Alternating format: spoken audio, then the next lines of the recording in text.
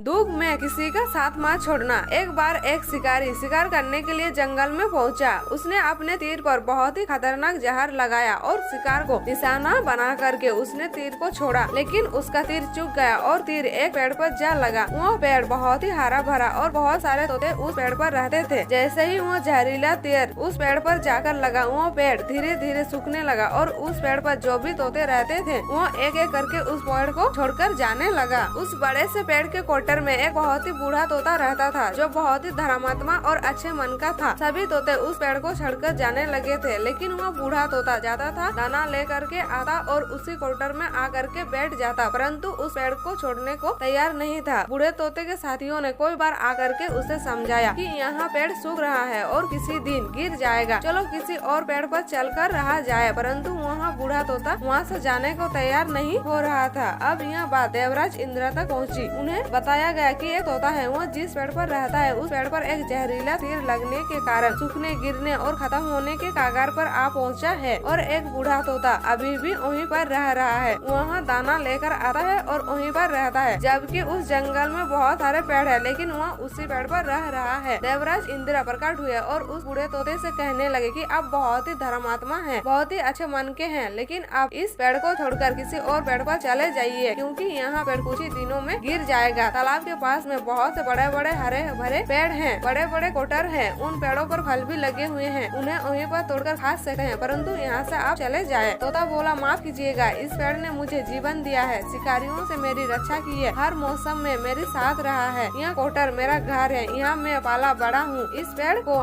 मैं छोड़कर कैसे जा सकता हूँ? इस पर संकट आया है तो क्या मैं इसे छोड़कर चला जाऊँ? मैं ऐसा कभी नहीं कर सकता। देवराज इंद्र तोते की इस बात से बहुत ही प्रसन्न हुए। उन्होंने तोते से कहा, मैं आपके इस बात से बहुत ही खुश हूँ, मांगो जो आपको मांगना है। उस बूढ़े तोते ने कहा कि मुझे बस इतना मांगना है कि जिस पेड़ ने मुझे जन्म दिया, जहाँ मैं रहा पाला बड़ा, जिसे आप मेरा जन्म भूमि कह सकते हो, आप इसे फिर से ऐसा ही हरा भरा कर दो जैसा यहाँ था। देवराज इंद्र ने अमृत से उस पेड़ को सींच दिया और पहले की तरह हरा भरा कर दिया। अब वापस से उस पेड़ पर आकर के बाकी तोते रहने लगे। वहाँ बूढ़ा तोता कुछ समय तक और जिंदा रहा, फिर उसकी मृत्यु हो गई और वहाँ स्वर्ग में चला गया। सीख, यह कहानी हमें सिखाती यहाँ है कि जब भी किसी इंसान का बुरा दौर आता है तो इमोशनल वहाँ टूटा हुआ होता है, उसे किसी के सहारे की जरूरत होती है, किसी की आवश्यकता होती है। अगर आप ऐसे ही समय में उसे छोड़कर चले जाएंगे, उससे बात नहीं करेंगे, मुंह मोड़ लेंगे, तो आपसे बुरा कोई नहीं है, क्योंकि आप किसी के सुख का साथी बने या ना बने, लेकिन आपको हमेशा किसी के दुख का साथी जरूर बनना चाहिए।